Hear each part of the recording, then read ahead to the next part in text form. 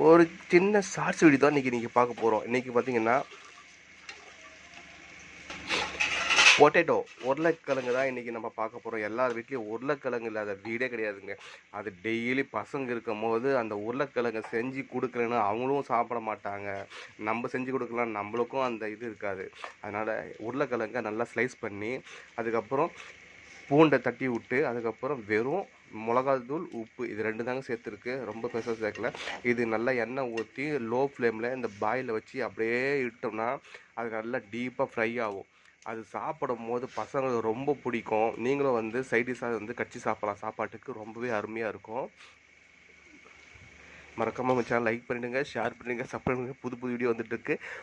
பெரிய வீடியோ டிஸ்கிரிப்ஷனில் கொடுக்குறேன், மறக்காமல் பாருங்கள்.